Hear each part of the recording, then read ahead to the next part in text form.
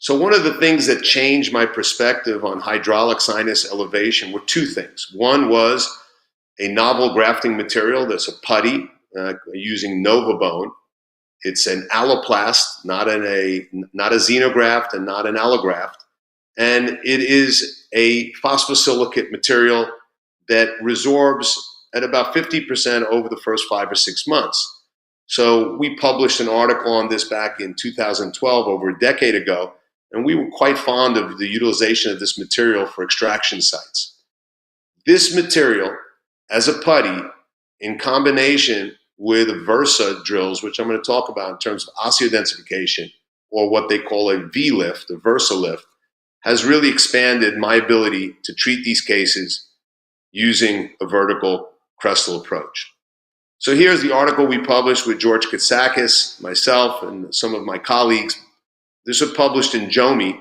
And when we compared this material to a bovine bone mineral material, this had superior qualifications to be used. It resorbed at a nice pace. It was easy to apply. It had a great applicator tip.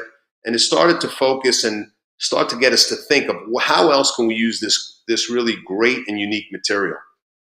At about the same time, or a year later, Ziv Mazor from Israel and his group published what he called the minimally invasive crestal approach technique. And when you look at it, he basically used the NovaBone system, their cartridge delivery system, as one of the highlights of his article, meaning that without it, this is not something that he would perform.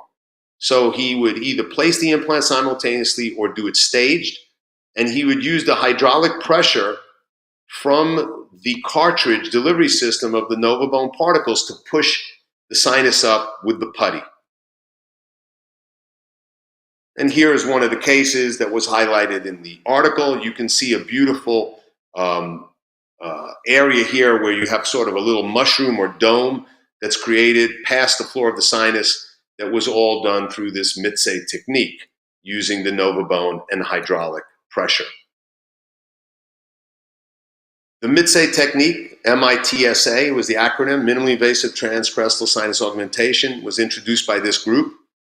They recommended a 3mm osteotomy be created at the ridge, and then place the cannula of the NovaBone dispenser, which is only 2.8 millimeters, which would fit intimately inside this osteotomy, allowing only the bone putty to be introduced vertically and not to come out through the crestal access.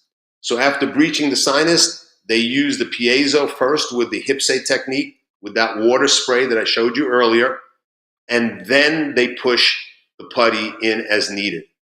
The precise fit of that NovaBone cannula into a 3mm osteotomy allowed this to be done with great ease and great accuracy.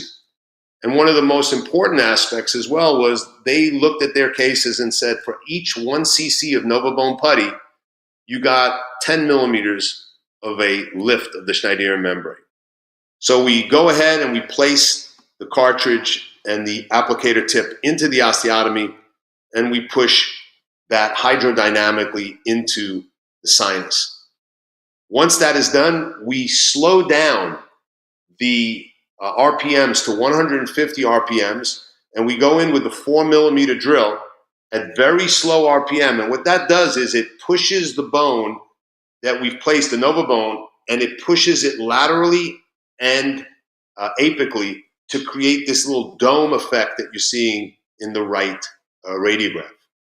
At that point, since we have at least 3 millimeters of crestal bone, we can stabilize the implant.